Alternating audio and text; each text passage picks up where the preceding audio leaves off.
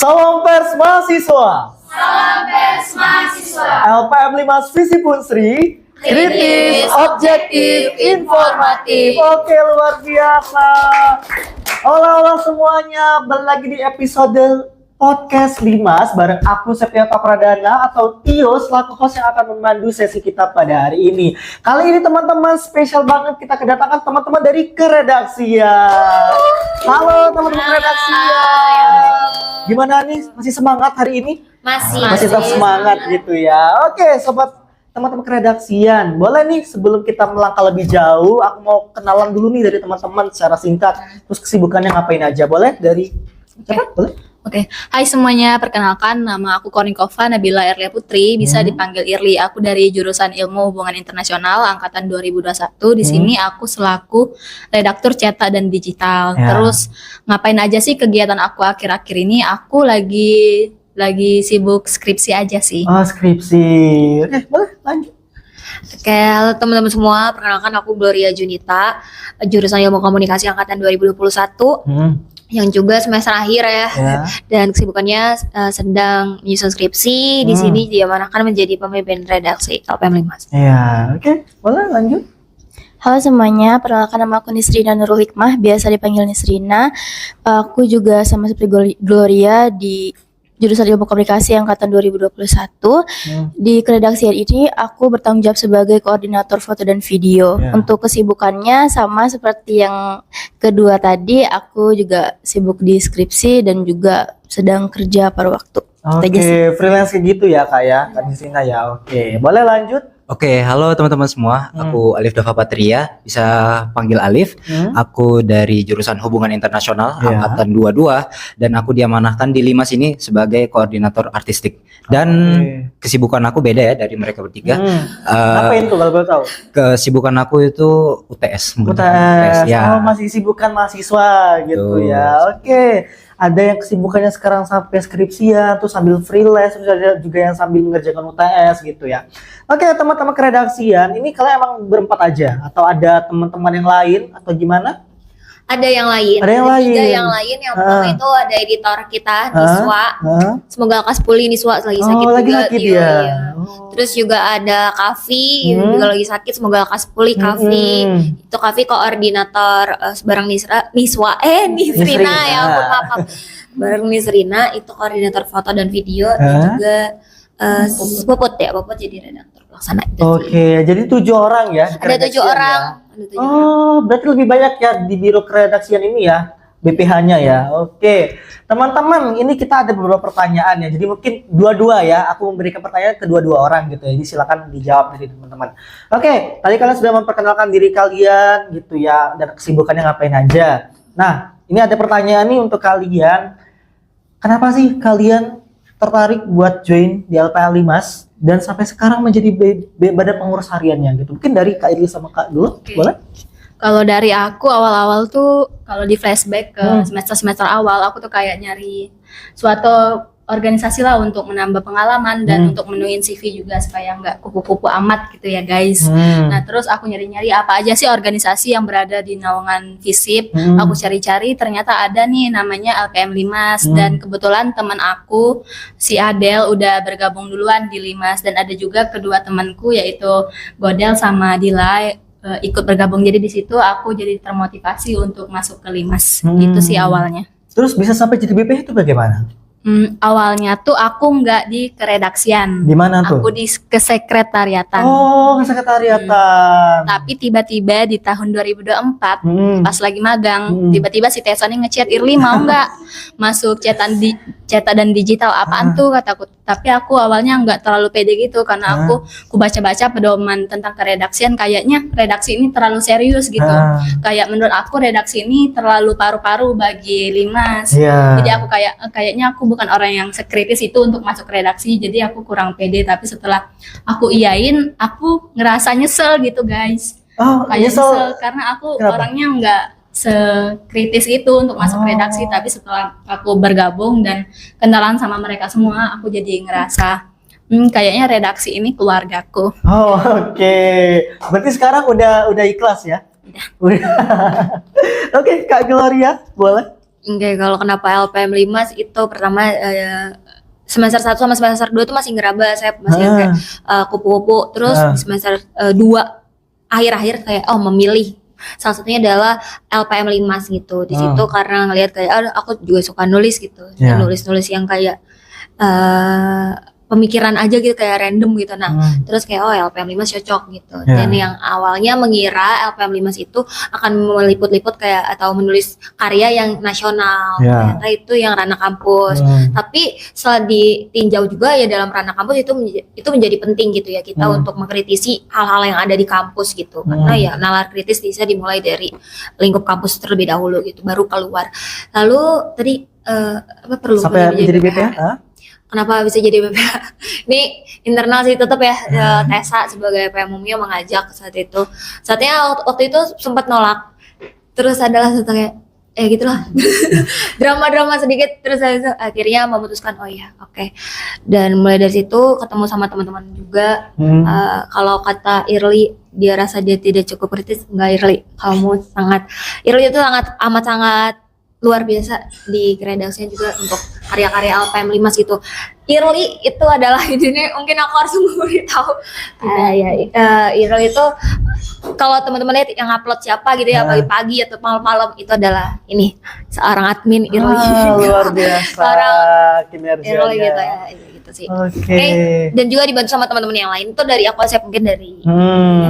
Oke. Tadi sudah mendengar ya cerita dari Kak Irli dan juga Kak Glo sampai kenapa tertarik di LPM 5 sampai sekarang menjadi badan pengurus hariannya gitu ya. Oke, aku punya pertanyaan selanjutnya nih untuk Kak Nisrina dan juga Alif nih ya.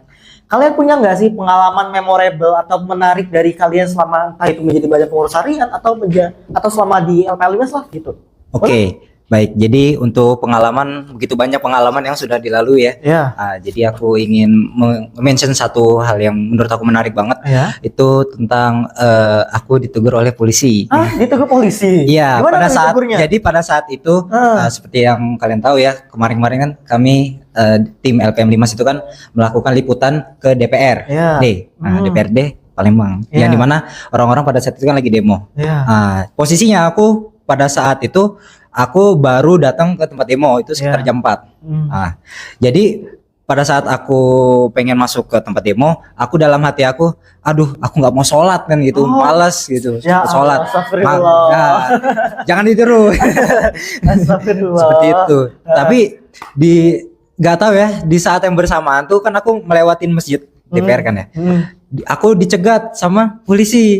Polisi tuh ngomong, kayaknya aku nih belum ngelihat kamu dari masjid ya gitu. Sudah sholat dulu kan gitu. Tapi di situ memang aku berpikir ya kayak dalam menegakkan kebenaran ya kan, dalam menegakkan suara rakyat. Masa panggilan suara Tuhan pun kalian nggak jawab gitu kan. Jadi itu teguran langsung. Iya, itu teguran langsung dari perantara polisi gitu. Betul gitu. Jadi menurut aku itu memang teguran keras yang memang seharusnya aku ketahuin gitu. Jadi ya itu sih. Berimpact gitu ya sampai sekarang kayak gitu. Oke, menarik banget. Begitu sih kira-kira. Oke, kalau Kak Nisrina bagaimana pengalamannya? Kalau aku sih jujur aja jarang ya ikut liputan atau demo karena emang bentrok sama jadwal lainnya. Untuk pengalaman yang menarik mungkin karena aku juga koordinator video gitu, jadi aku beberapa kali membuat konten-konten video. Salah satunya itu adalah konten mengenai bahaya food waste. Waktu itu juga narasinya itu aku bekerja sama dengan Bu Pemum Tessa, dan kita eksekusinya itu di rumahnya Feby.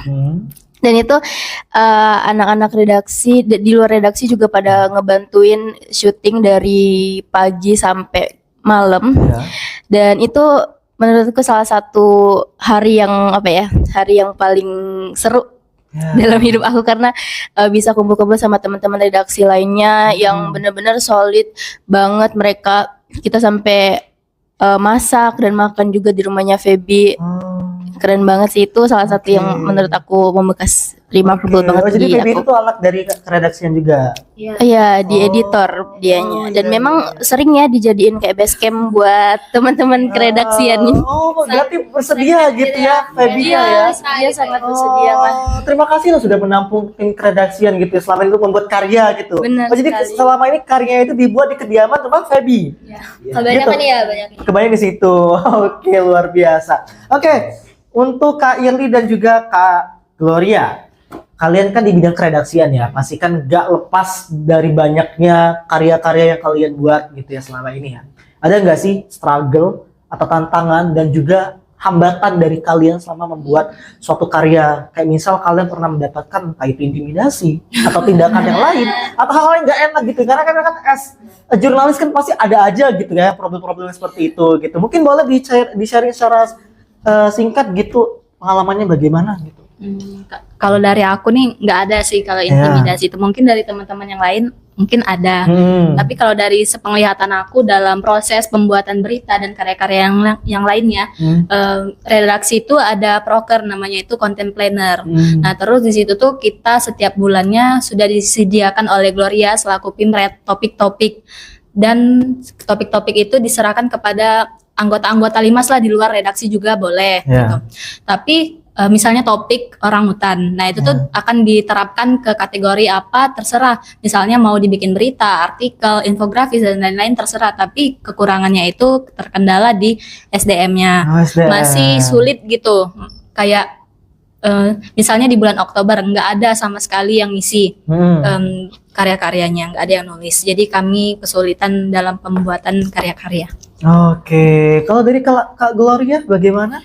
Oke, mungkin kalau dari aku tadi udah dibilang teman-teman ya, kayak ngebuat karya tuh jadi tempat rumah salah seorang dari anggota LPM Limas gitu. Nah, ini sebenarnya ini jadi kayak pembelajaran juga, kayak sebenarnya kalau ada ruang diskusi yang benar adalah itu bangunan, akan lebih baik untuk kita ya berdiskusi di sana. Karena terkadang kita membuat suatu karya, bukan terkadang juga, malah hampir setiap buat karya-karya yang cukup sensitif gitu ya, itu tuh selalu kayak kita ya bertukar pikiran apa dari sini, kayak terus disanggah kayak tapi ini begini-gini, dapat bukti ini lagi loh, Kak dapat ini atau enggak. Jadi itu kayak melatih nalar kritis.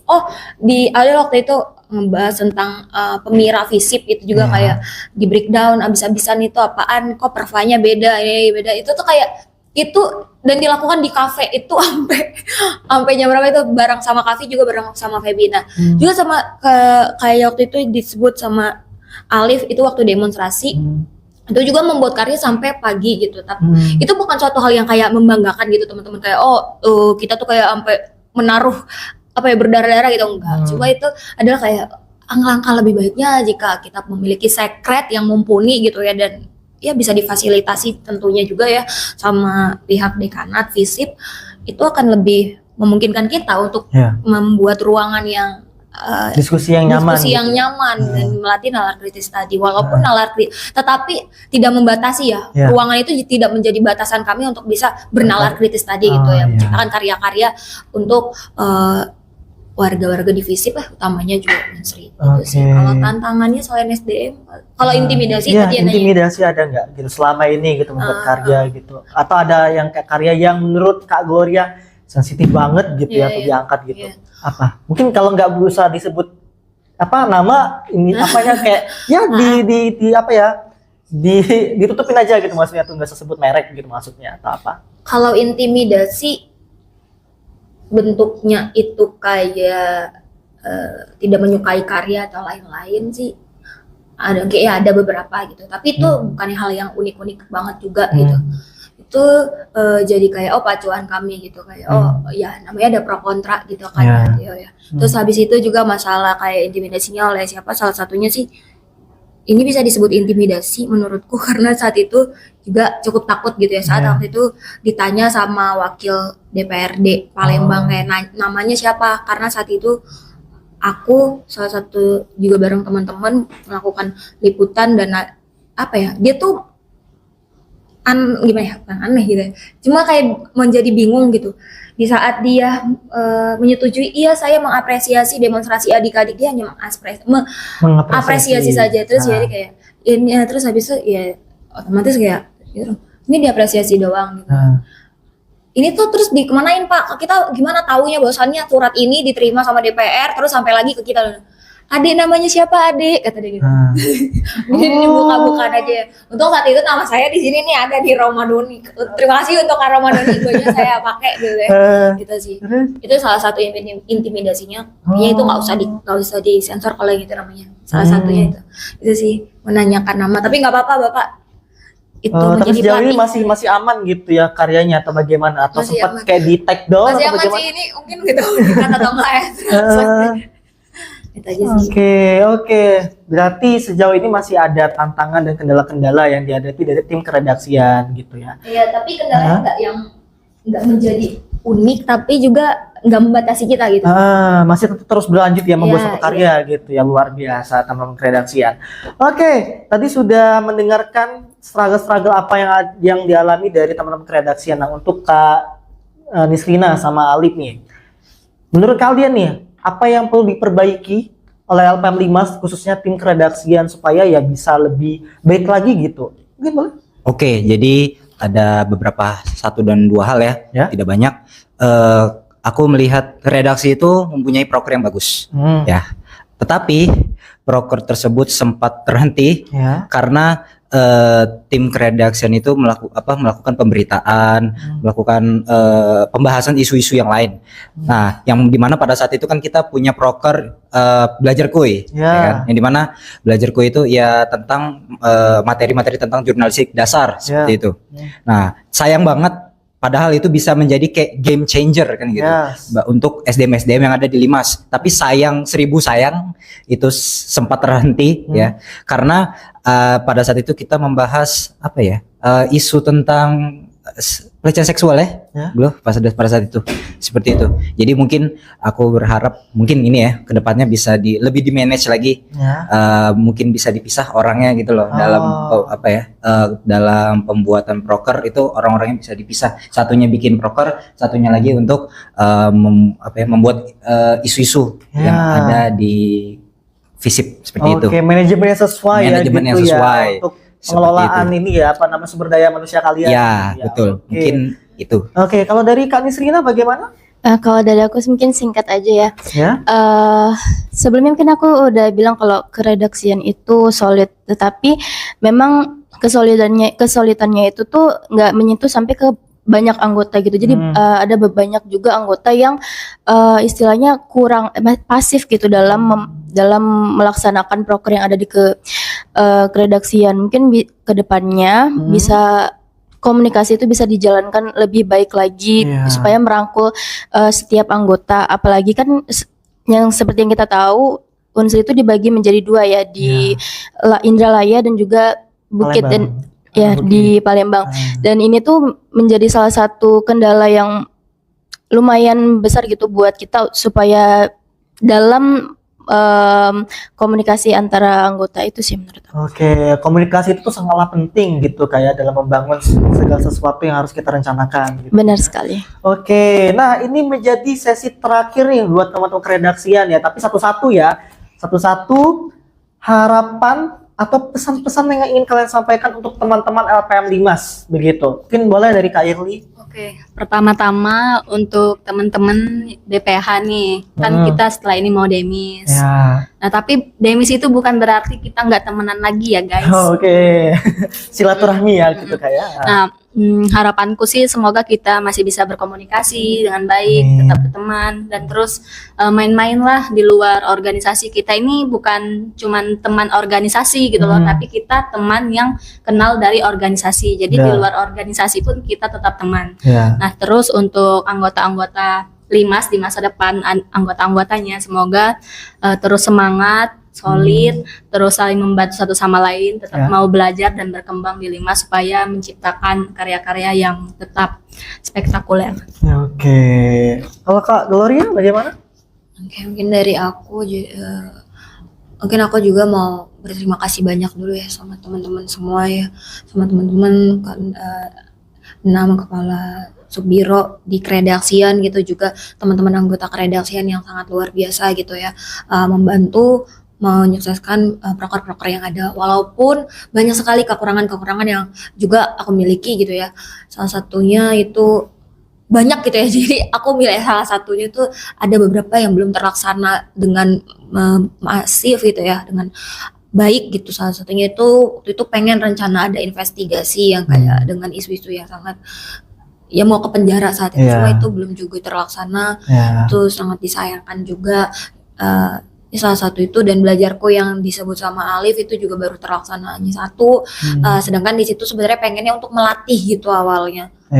Melatih untuk teman-teman dari seluruh anggota LPM Limas, karena yang mengupload karya gitu, yang mempublikasikan karya, membuat karya itu bukan orang-orang yang ada di dalam keredaksian, tetapi seluruh LPM Limas itu sendiri. Nah, mungkin kedepannya utamanya juga untuk nanti pemimpin keredaksian, selain karya-karya yang kritis atau karya-karya apapun, nggak harus juga kritis gitu ya, karya-karya jurnalistik itu perlu ada namanya pelatihan jurnalistiknya juga. Pelatihan jurnalistik bukan hanya di awal saat masuk kita sebut sebagai pelatihan jurnalistik tingkat dasar atau PJTD, tetapi harus terus secara berkala dan boleh maintain juga, bangun hubungan yang baik juga dengan orang-orang yang kompeten untuk melatih teman-teman nanti di dalam LPM Limas, bisa membangun hubungan dengan media-media lokal di Palembang ini juga bisa gitu. Dan untuk masalah kayak perbedaan tempat tinggal gitu ya, domisili antar temen gitu ya, kayak ada yang di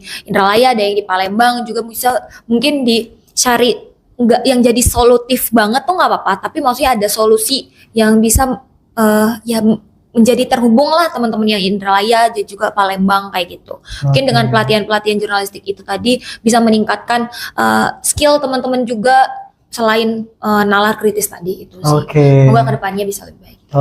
Kak Nisrina bagaimana? Kalau aku mungkin juga sama kayak Gloria, LPM Limas tuh punya proker yang menurutku keren-keren banget, tetapi memang ada beberapa proker yang tidak maksimal gitu.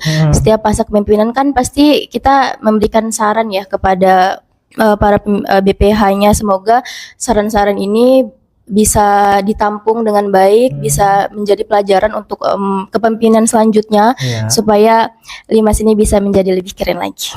Itu sih. Lanjut terakhir.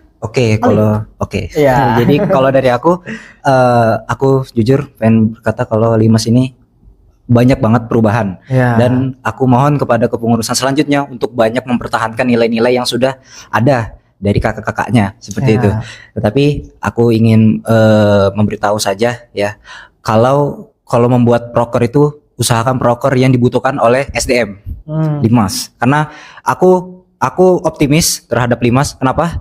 Bahwa Limas pasti kedepannya orangnya lebih rame, karena kan banyak mungkin ya anak-anak di bawah ya, semester bawah yang melihat, wah Limas ini berita-beritanya bagus ya, berita-beritanya kritis, gitu up to date, dan isu-isunya tuh wow gitu kan. Jadi pasti bakal banyak orang-orang ya atau SDM yang bakal bertambah terus ya kan di Limas gitu.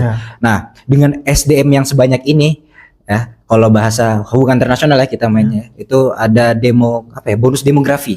Bonus demografi itu teman-teman, kalau misalkan penduduk kalian tuh banyak, tapi ini bisa seperti pisau bermata dua. Kalau nggak diasah skillnya, nggak dibantu, kalian sama saja membunuh diri sendiri. Gitu.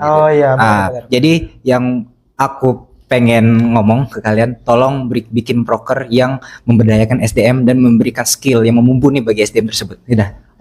Luar biasa. Boleh dong tepuk tangan untuk teman-teman redaksi ya. Wah, luar biasa banget ya kinerja perjalanan yang telah dilalui oleh teman-teman keredaksian. Aku miss banget buat teman keredaksian juga, khususnya dari penguploadan karya-karya itu luar biasa sekali. Aku sama mengapresiasi, dan kalian semua tuh keren-keren banget. Jujur, bener LPM Limas atau jurnalis kalau tidak ada keredaksian ya sama aja mati gitu. Apalagi tidak membuat suatu karya gitu ya. Teman-teman. Boleh satu lagi. Boleh, silakan. Aku takutnya dia jadi kayak apa namanya, kayak sombong gitu. Maksudnya ini jadi pembelajaran buat teman-teman, tapi ini bukan kayak ini loh kita karyanya gini. Enggak gitu, enggak yang kesana gitu arahnya.